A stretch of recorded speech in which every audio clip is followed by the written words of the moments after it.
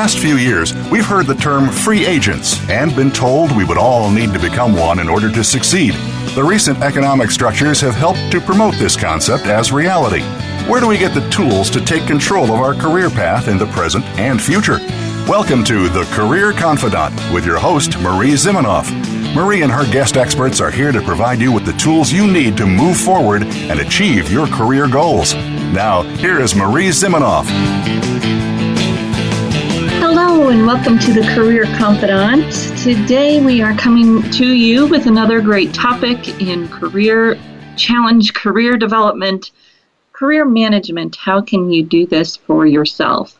Today I want to chat a little bit about dealing with a layoff or downsizing, whatever word your company might be using to talk about the process that means that they are letting people go. Perhaps they're letting you go or someone else you know, or perhaps if you work at a company like HP, you have ample notice that a large portion of people are going to be laid off without a lot of detail.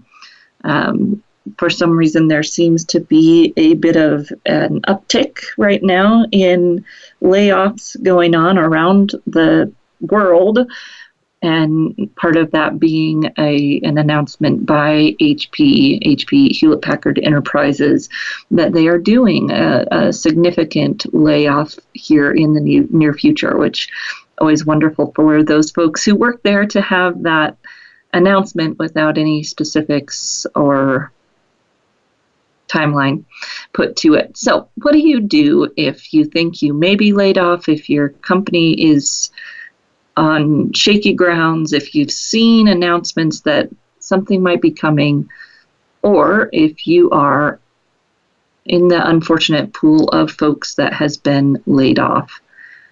First, let's address the emotional issues that go along with this. There are layoffs at companies every day, but that doesn't make it any easier when it happens to us. When it hits our home, it doesn't matter that it's a normal, regular, kind of everyday occurrence that isn't personal. And I hate it when people say that, it's not personal, it's business, because of course it is personal. But what I'm talking about when I'm saying that it's not personal, it's that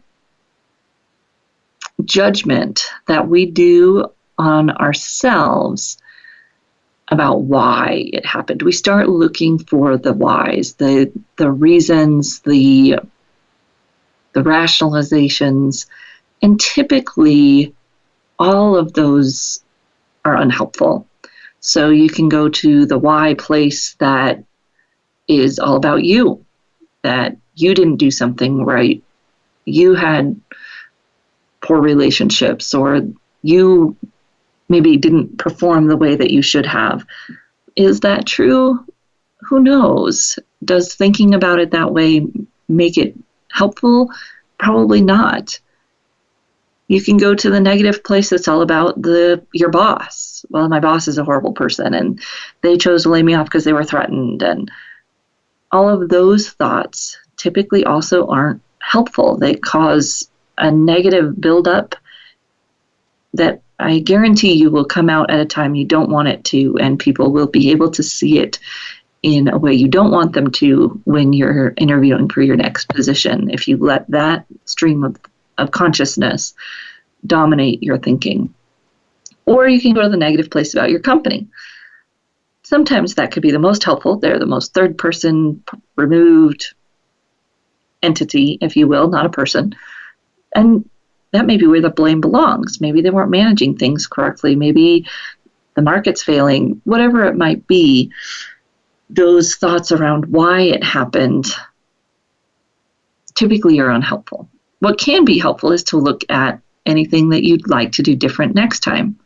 If you think that perhaps there was a performance issue involved, how could you do that differently next time? What tools, resources, training, conversations do you need to have to make sure that that feeling doesn't exist as much the next time something like this happens?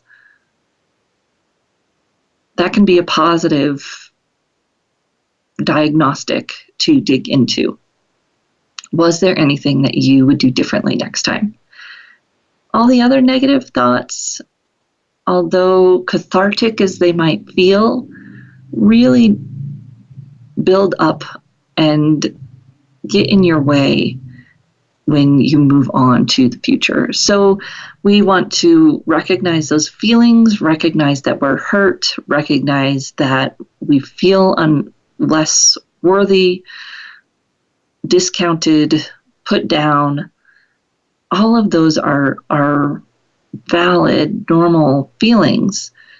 We just want to try to avoid placing blame or looking for the why. The why is usually quite simple, that the company was downsizing, and although there may have been some elements of your personal interactions that went into the decision, very oftentimes there are not, and very oftentimes those managers tried as hard as they could to keep anyone that they could, and perhaps made the decision to let you go for positive reasons, that they thought you had great skill sets that you could carry on to the next job. And, none of those thinkings help. However, if you're going to go to the why place, why not go to the positive why? Perhaps you got laid off because you are going to land the fastest out of anyone on your team. Whatever. Recognize those negative emotions. Don't try to hide them, because then they also will bubble up and get in your way. It's somewhat, what they talk about with meditating, to not try to ignore the thought, but to recognize it, acknowledge it, and then find how you want to deal with that. So there's all kinds of coping strategies, all lists and lists and lists of things that we can do to combat stress, to release our emotion in a positive way. You're going to have to figure out what works for you. Exercise, artwork, music. Sometimes hitting something works. A lot of the psychology around catharsis has been disproven, that kind of sitting in that negative emotion and, going to the punching bag at the gym and some of those things, it can be helpful, but not necessarily in that, like, I want to hit something, so I'm going to go hit something way. You still have to process the thought, process the emotion, get past that negative thought spin around it being a negative reflection on you as a human being, as a person, and it impacting your worth and your value. Easier said than done. So give yourself time, give yourself grace, and find those strategies that work for you to deal with that. When you do not do that, most likely all of the tactical, strategic job search activities that you read about will not be successful, or will not be as successful as they could be if you haven't dealt with that piece. It seems wooey-wooey. It seems like, not the thing that we want to admit or talk about or deal with. When we don't deal with it, it undermines everything that we do from there on forward. Was actually talking to someone today who said, 19 years ago, I was let go. I was laid off, and you can still feel the emotion there, not in a way that was necessarily getting in this person's way. And there's still negative emotion there. There's a negative, kind of a scar, right? And we know that time heals those a little bit, but also recognizing why that hurt and trying to work through that is important, especially if we want to be able to move past it, quote unquote, faster. We can't speed up the process of grief, and when you lose your job, for many of us, there is a grieving process to that. We can't speed it up. but we can get help, talk through it, not sweep it under the rug, and have a cleaner scar moving forward, perhaps.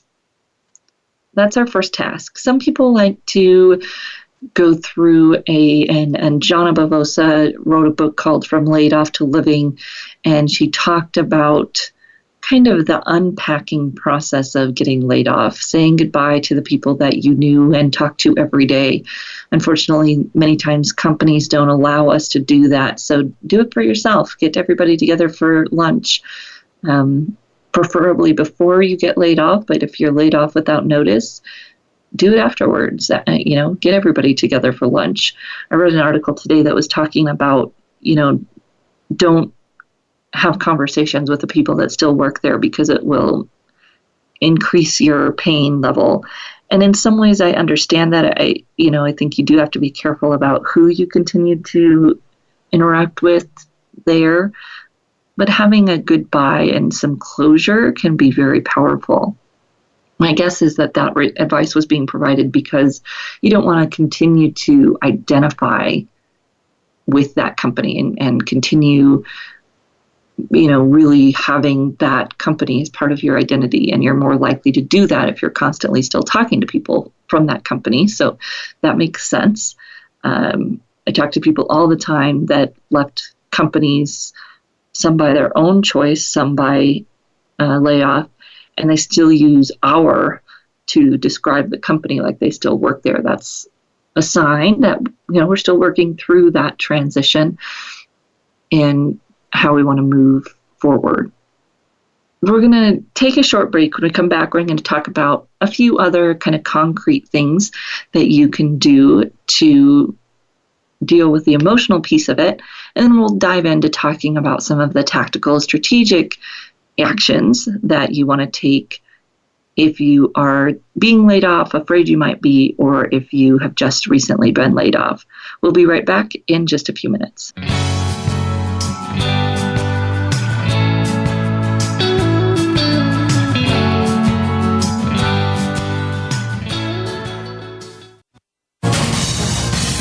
Voice America Business Network, the bottom line in business. You know that the career landscape has changed and that you need to be proactive about managing your career. You can have the foresight, skills, and confidence you need to take charge of your career and seize opportunities. A strategic advantage and career expert, Marie Zimenoff has helped thousands of leaders like you get focused, get found, and get hired. Visit getcareersmart.com to find out more. That's getcareersmart.com or call 800-521-2080 to schedule your complimentary consultation. Each week, Larry Sternberg joins Dr. Kim Turnage to explore management issues from culture to discipline in Managing to Make a Difference. Join Talent Plus for 60 minutes of dynamic conversation, including real-life management examples helping you manage teams across the globe. This series airs on Voice America, the business channel, Thursdays at 5 p.m. Eastern, 2 p.m. Pacific. Managing to Make a Difference every Thursday afternoon with Larry Sternberg and Dr. Kim Turnage. You hear about it all the time. Compromises, destructive malware, major breaches. You can't turn on the news without hearing about the latest cyber event. Learn more about cybersecurity, how it has become one of the most significant threats to our national security, and the battle experts undergo every day on your behalf to protect you, your families, and your data. Task Force 7 Radio with host George Reedus is the voice of cybersecurity around the world. Tune in live every Monday at 8 p.m. Eastern Time, 5 p.m. Pacific on the Voice America Business Channel.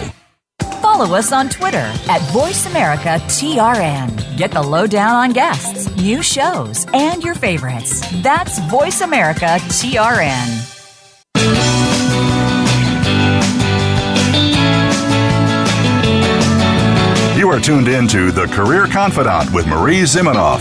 If you have a question or comment for Marie or her guest today, please call 1-866-472-5790. That's 1-866-472-5790. You may also send an email to marie@astrategicadvantage.com. Now, back to The Career Confidant.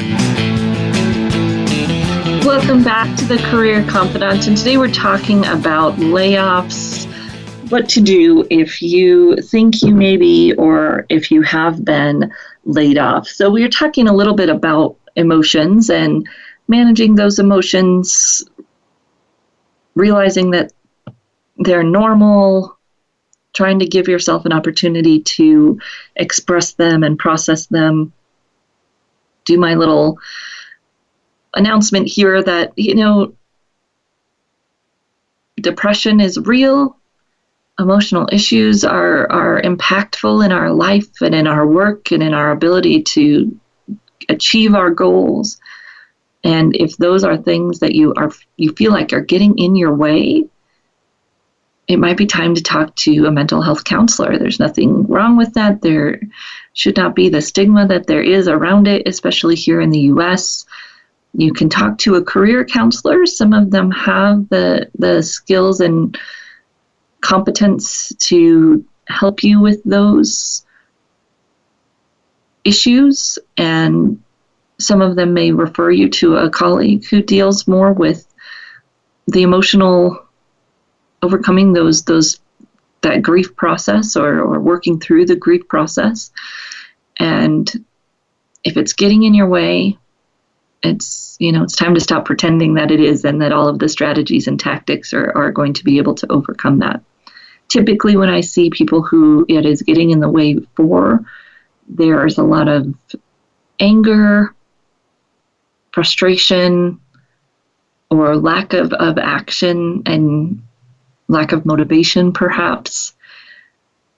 Those are getting in our way when we're trying to job search. If we're having a hard time communicating without an edge, then it's time we have someone help us kind of polish that edge down and work through those emotions. Tactical wise, a little bit more tactical, I guess, on the emotion side, is for us to think about transition theories. I guess theories is the best word I have for it at the moment, that can help us process it by ourselves. So a few of my favorite William Bridges transitions, old school stuff, and yet still very relevant. His 10 steps to a tolerable transition. We'll talk through a few of them. You can Google it if you want to see all 10. A lot of them revolve around getting our brain to see the change differently. And this all happens in our own time frame. So, when a change is fresh, sometimes these don't help. They just kind of rub salt in the wound. But eventually we can see, oh yeah, now I get it. I see what Marie was saying. The opportunity to look at change as a good thing. And, again, at first it's like, I don't think about it that way yet. And that's okay. But when you're ready to think about what are the positives of this change, what will you take the opportunity to do in this time of change? I know I've talked about this analogy before, but I think it's a powerful one for me visually. My husband got deep into reading the Little House on the Prairie books to our son. And, he's mostly just reading them to himself because our son is just more than a year old. So he's reading those books, and it reminded me of this analogy that's one of my favorites. In the snowy areas of our world, especially back in those good old days, people would often get lost in snowstorms. And it's kind of hard for us to imagine, especially in the developed world now, that you would get, lost in a snowstorm. Although if you live in Wyoming, you can still see this happening. And so they used to tie ropes from the house to the barn, so that when you were going out to feed your animals, you would keep a hold of the rope from the house all the way to the barn and prevent yourself from getting lost. So you can picture yourself in this snowstorm, and you have to go out and feed your animals. It's freezing cold, and you've got this rope to guide the way from the house to the barn. And at some point, it's snowing so hard that you can no longer see the house where you came from, and you can no longer see the barn where you're going. And you're in this place where perhaps all you can see is darkness. Perhaps you can see a glow and snow falling around you. This, to me, is what change often creates for us, where the door has closed to our past world. We can't go back there. And although we may want to, we may try, it's one of our natural tendencies to want to revert back to that behavior. It really doesn't exist. And for you, that might be your company, it might be your industry, it may be the type of work that you were doing. Markets shift quickly, and positions shift. And all of those happen to people where they can't go back to their company, but perhaps they can't go back to the type of work they were doing. Perhaps they can't go back into the industry that they're familiar with. So there's no backwards. And you don't quite know where you're going yet. So there's no forwards. In essence, you're standing in the middle of the snowstorm, and all you can see is darkness and snow. And that's scary. There's fear there about not knowing what the future looks like, about knowing that you can't go backwards. And there's also freedom. There's a freedom to being in this place where you can't see anything, and neither can anyone else. You have the freedom to experiment, the freedom to try new things, the freedoms to perhaps do something that you've always wanted to do. Are there practical issues that we've got to deal with? Of course. Paychecks and mortgages and all of the other pieces that are everyday responsibilities in our lives. And yet there's this opportunity to do something with that time, to do something with that invisibility, if you will. I like to call it dancing naked in the snowstorm. What will you do during this time? How can you take advantage of it? And maybe you make a list of the things that you are going to choose about this change. The difficult part about a layoff is that it's not something we chose. It's an unchosen change. So what can you choose as part of this change? What do you want to choose moving forward about the company that you work with, the type of work that you do? What pieces of it that do you want to choose? And we can look at those criteria, our non-negotiables, what is negotiable, and really think about, what do we want moving forward? Put yourself in that place of power, that place of control a little bit, and then make action plans, set goals that are action oriented, and focus on the actions and outcomes that you have control over. How can you set goals that are within your reach? How can you focus your job search strategy and tactics based on a place of maintaining as much control over the process as you can? So avoiding setting goals around, how long your job search will take. You really don't have any control over that. The actions that you take can make it shorter or longer, but in essence, you really don't have control over that. So set those goals that you have control over.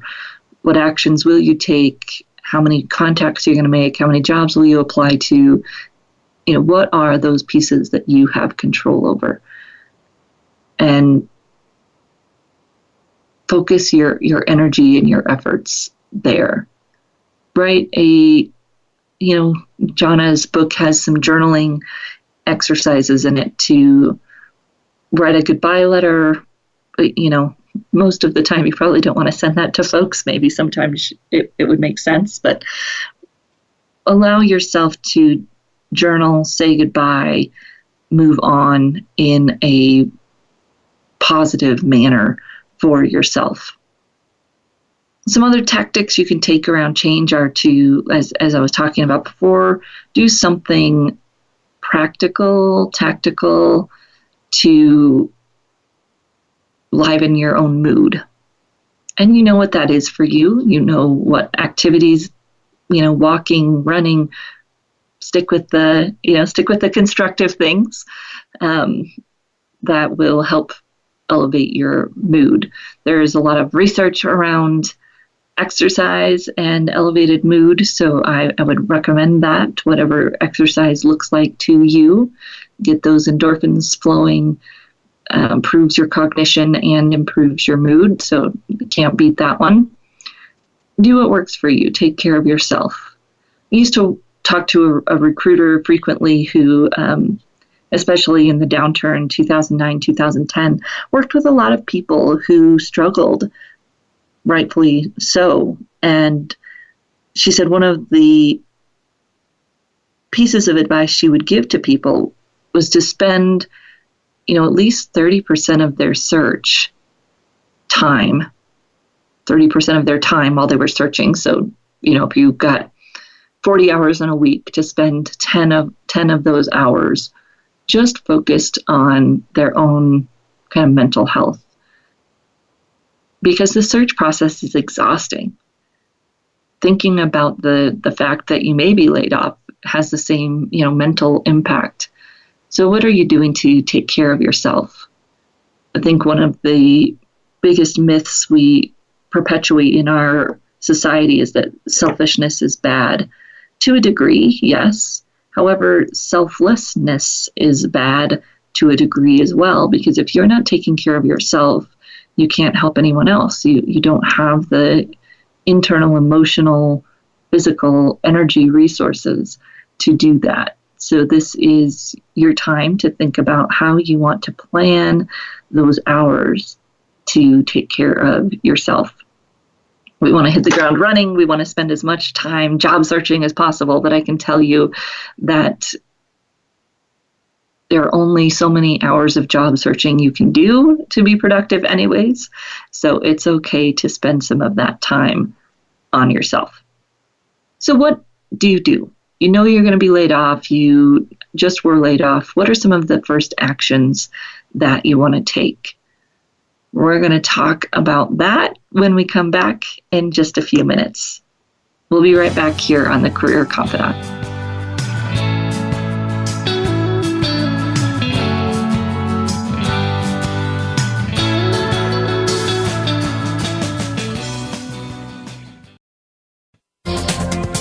The business community's first choice in Internet Talk Radio. Voice America Business Network. You know that the career landscape has changed and that you need to be proactive about managing your career. You can have the foresight, skills, and confidence you need to take charge of your career and seize opportunities. A strategic advantage and career expert, Marie Zimenoff has helped thousands of leaders like you get focused, get found, and get hired. Visit getcareersmart.com to find out more. That's getcareersmart.com or call 800-521-2080 to schedule your complimentary consultation. How is your business running? It should be running smoothly with nary a hiccup, like a finely tuned machine. But if you're like most businesses, yours may be running nowhere close to that. Listen for Operationally Speaking with your host, Sergio Samel. Our program will help you to run your entrepreneurial business easier, better, with less frustration. And by running it well, you're sure to be poised for faster growth. Tune in every Friday at 3 p.m. Eastern Time and 12 noon Pacific Time on the Voice America Business Channel. If you're looking for an in-depth, thought-provoking discussion about leadership, tune in to Bernard E. Robinson's The Leadership Forum, Making an Impact Through Effective Leadership. Each program provides an intelligent, conversational experience about leadership from Bernard, his guests, and you. If you're interested in improving the quality of leadership in your organization, listen live every Monday at 11 a.m. Eastern Time and 8 a.m. Pacific Time for the Leadership Forum on the Voice America Business Channel. Think you've seen everything there is to see in online television? Let us surprise you. Visit voiceamerica.tv today for sports, health, business, and more on demand 24/7.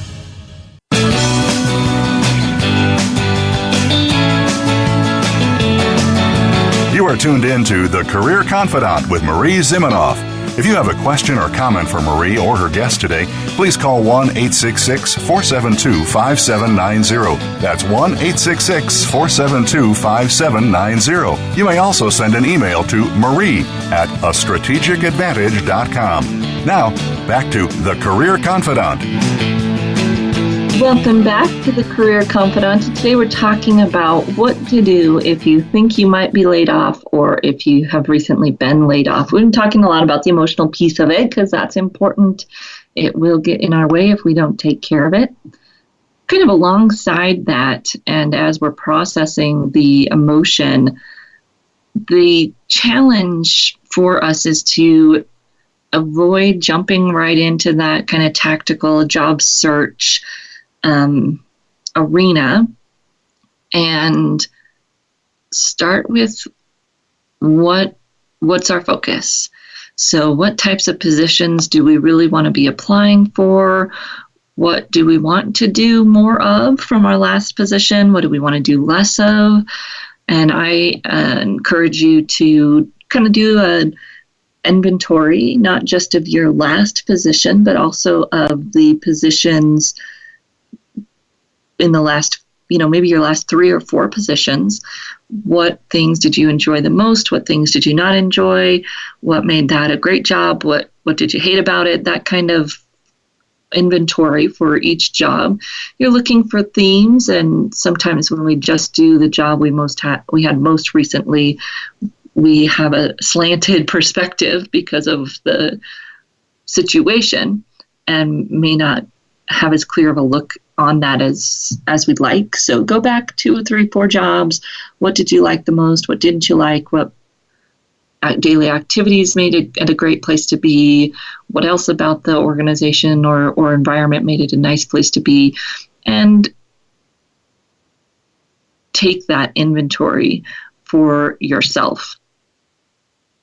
When you do that, then you can translate that moving forward. So how do you want to build on those things that you enjoyed? How did you want to move that forward? What does the next step look like in terms of what you want to do? Then the next step is who's your audience? Where do you want to do those types of jobs? What types of organizations? What industries? What's important about a company? What geography will you be searching in? So people always say, I'm open nationwide. Well, that makes your search challenging, actually, because we can't proactively search if we don't have some kind of definition around what the organization might look like, where they might be, so that we can create a list of them. The more tangible you can make that target audience by getting down to some target list, a list of target companies, the easier it will be to really think through the rest of your job search.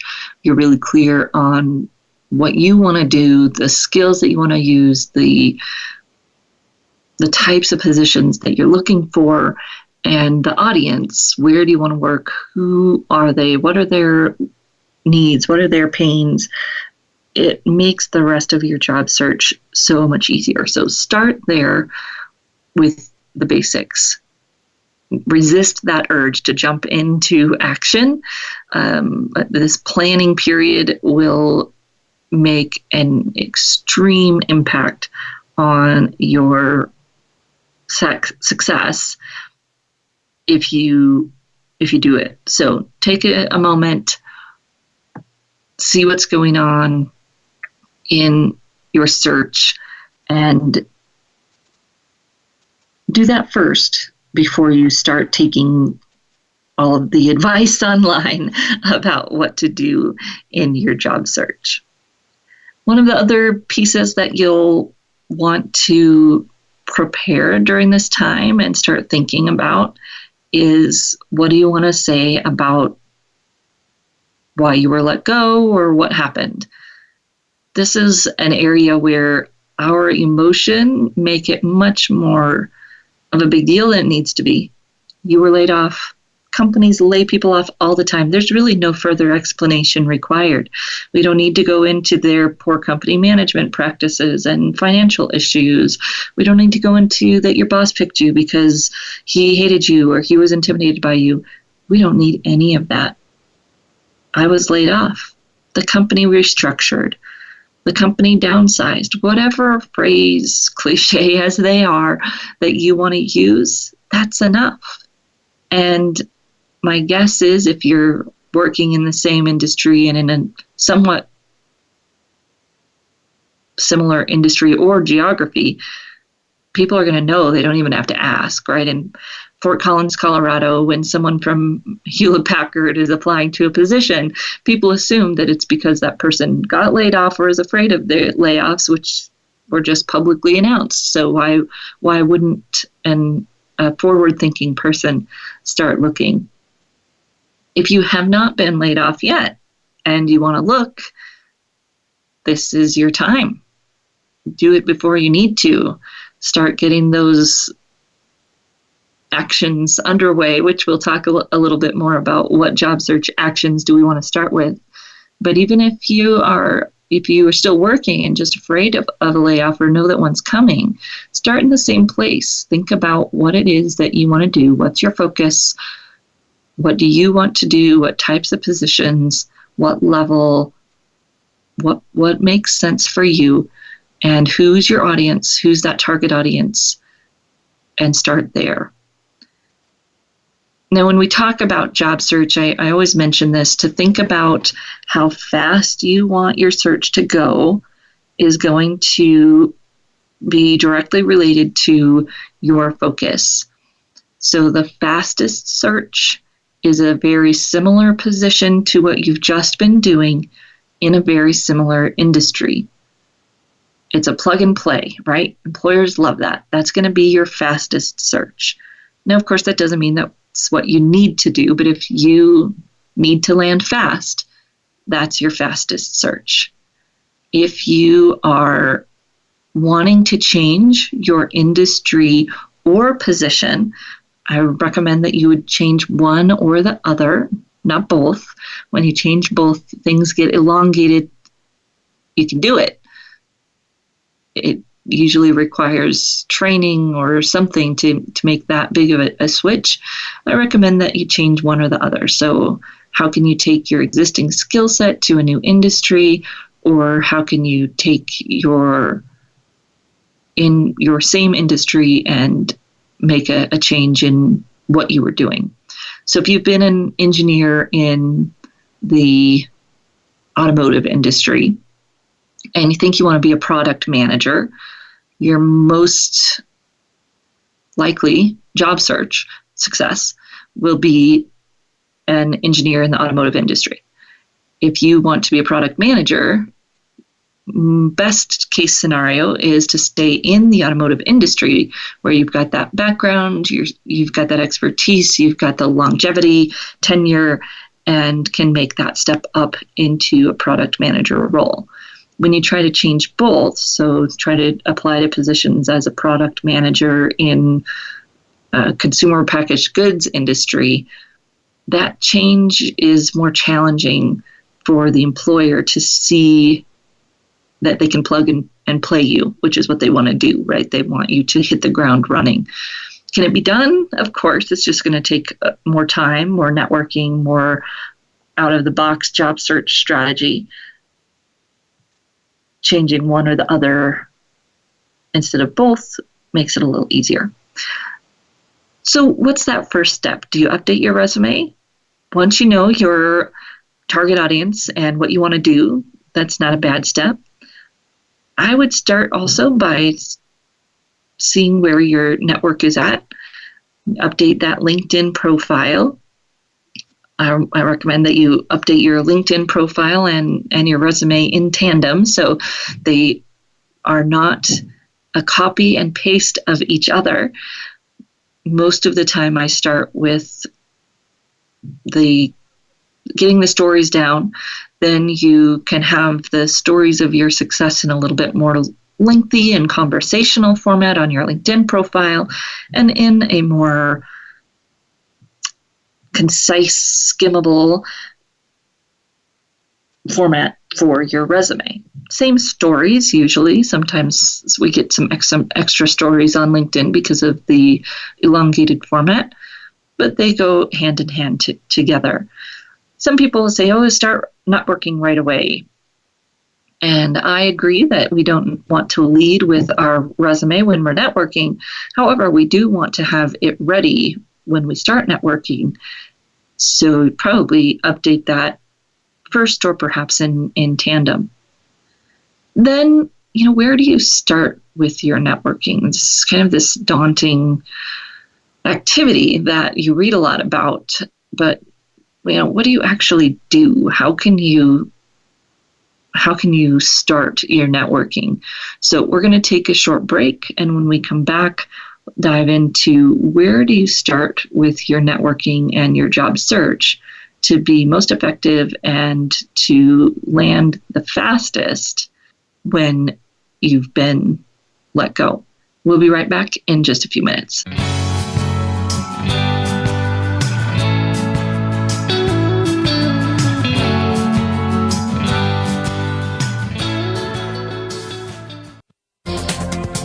The business community's first choice in Internet Talk Radio. Voice America Business Network. You know that the career landscape has changed and that you need to be proactive about managing your career. You can have the foresight, skills, and confidence you need to take charge of your career and seize opportunities. A strategic advantage and career expert, Marie Zimenoff has helped thousands of leaders like you get focused, get found, and get hired. Visit getcareersmart.com to find out more. That's getcareersmart.com, or call 800-521-2080 to schedule your complimentary consultation. We hear it and read about it every day in the news. America is heading over a fiscal cliff. Home prices are still receding and unemployment growing. How can you preserve and increase your wealth in this kind of economy? Tune in to Turning Hard Times into Good Times with host Jay Taylor. Jay will explain the decline of our monetary system and the economy, and will give you winning investment ideas and the tools to protect and increase your wealth. Turning Hard Times into Good Times with Jay Taylor can be heard Tuesdays at 3 p.m. Eastern Time, 12 noon Pacific Time on the Voice America Business Channel.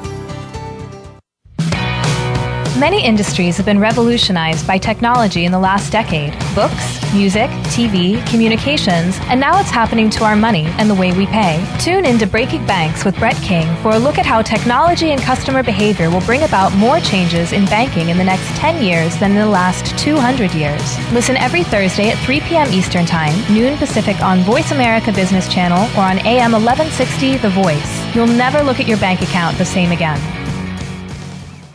Become our friend on Facebook. Post your thoughts about our shows and network on our timeline. Visit facebook.com/Voice America.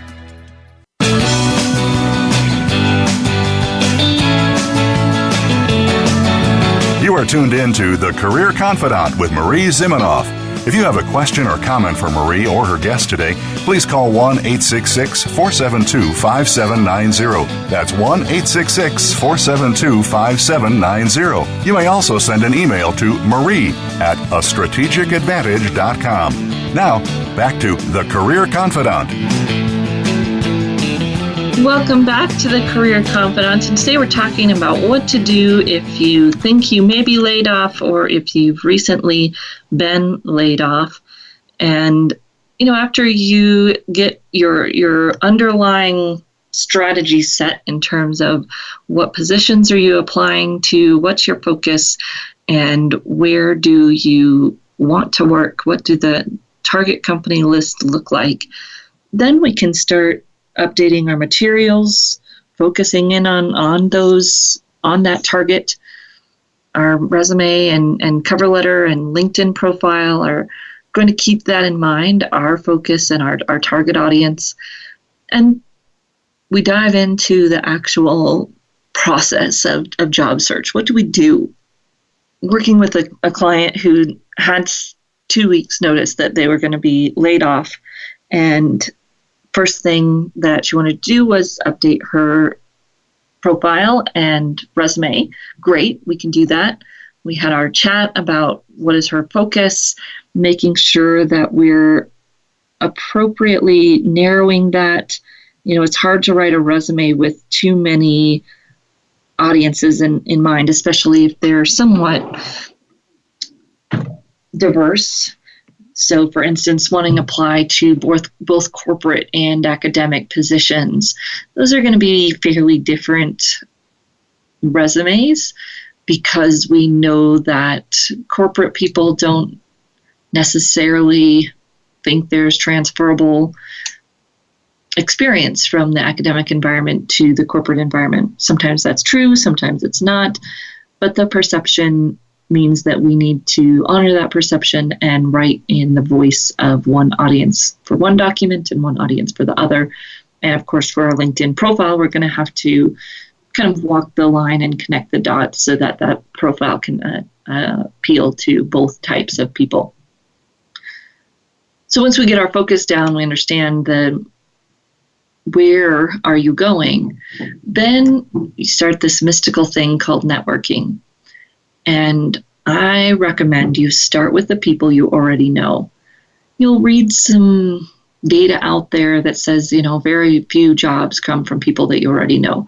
And that may be true. However, you access the people that you don't already know through the people that you do already know. Cold calling is a low ROI. That's why, salespeople brag about that they were able to get any business through cold calling, because it's not a high impact strategy. Your high impact strategy is going to be networking through the people that you already know. And you say, oh, Marie, I've already tried that, right? I've told everybody I know that I'm looking. Yes. But what have you told them? And how have you asked them for help? Those are typically the things that we're missing when we have that conversation. So when we're talking to the people that we already know, our goal is to have them introduce us to someone else. And you think, well, Marie, that's so shallow. I don't want to use these people. Well, these people are in your circle. They want to be used, right? They want to be helpful. They just don't know how to be helpful. They would happily introduce you to people. If you're talking to the group of people I'm meaning for you to talk to, they're the people that already know, love, and trust you, that would do anything to help you within their control. The problem is that they don't think about who they know that could be helpful to you. You have to ask the right questions and give them the right fodder to generate ideas. That comes from sharing your target list, making sure they know the companies you're interested in seeing, and asking them. I like to give them many ways to help you, so ask them, do they know anyone there that they'd be able to introduce you to? If you're not comfortable asking the person you're talking to that question, they're probably not in your inner circle, and you can still have the conversation with them, of course. That just may not be the question you lead with. You can also ask them, what do they think about these companies? Do they have any insider information about these companies on your list? And do they see any companies that you're missing? Are there any companies they would suggest that you might be missing? Depending on who's in your network and what their relationship is to your work and your industry, they may or may not be able to answer all those questions. And sometimes perhaps they won't be able to answer any, but it gives them a lot of ways to help you. And most of the time, the person you're talking to is going to be able to be successful in helping you in one of those three ways. Who do they know they can introduce you to? They have any insight or any thoughts on any of those companies? Any companies that they suggest that you'd go to, or any other companies they suggest you add to the list. They could also provide ideas around networking events you could attend. Although going and meeting strangers and expecting them to miraculously help you with your search is again, a lower return on investment strategy, it's a possible thing and a good thing to go and meet new people that maybe can become part of your inner circle, although that takes time. Those people that are in your inner circle already, you're getting the connections to people one step closer to your target companies. So if they know someone that works there, they know someone who has a spouse that works there, they know someone who used to work there. That's the connections that you're hoping to make so that you can engage in conversations that move you closer and closer to building a relationship with someone in your target company. And this process starts with the people that already know, love, and trust you so that you can be strategic and specific about what you are looking for them to do. Can you network online? Of course. Can you follow influencers, follow the company, connect with the company recruiter? You can do all of those things and experiment, see what works, see what doesn't, see what pops, see what doesn't. If you avoid talking to the people that are already in your circle, it's going to lengthen your search. Now, when you're getting laid off or you know that you're going to get laid off, the challenge becomes that some of your network may be in this company that laid you off. They may be laid off along with you. That's okay. Have those conversations with them anyway. Exchange ways that you can help each other. Give and get and exchange. If people in your company don't know that you're being laid off, what other ways could you network and build relationships so that when it's official and everybody knows, you've already had some conversations and can go back to them now that they know what's going on and have a more pointed conversation. These relationships and your conversations need to be authentic. They need to have depth and a give and get. They aren't meant to be one-sided, and yet we don't want to have our fear of it being a one-sided conversation deter us from having the conversation. Try it. If it feels hollow, adjust, do it differently. Taking no action is really not going to help you, and sitting online and applying to positions that are posted online is of minimal help. You want to do that. You want to know what's available. You want to set up alerts that automate your online job search as much as possible so you don't miss something that's a good fit. You want to spend most of your time researching companies, trying to make connections in those companies through introductions by people that you know. That's going to be the best choice of actions. It's also one of the most daunting, perhaps, choice of actions. That's why people hire coaches to help them. It's not because they don't know what to do. It's because doing what you know you need to do is challenging and daunting and intimidating. Get an accountability partner, go to a job club, hire a coach, do something to help keep you moving. Take advantage of the outplacement opportunities that your company might offer. Explore every option, exploit every opportunity so that you can keep yourself moving. Because those emotions that we talked about at the very beginning will come back and haunt you. They'll come back when you get that rejection letter from a company, and you'll find yourself having to work through them all over again. If I can be of support, feel free to reach out to me at marie@careerthoughtleaders.com. If you're looking for a coach, there's a great directory of trained professional coaches on careerthoughtleaders.com as well. We look forward to seeing you right back here again next week on the Career Confidant.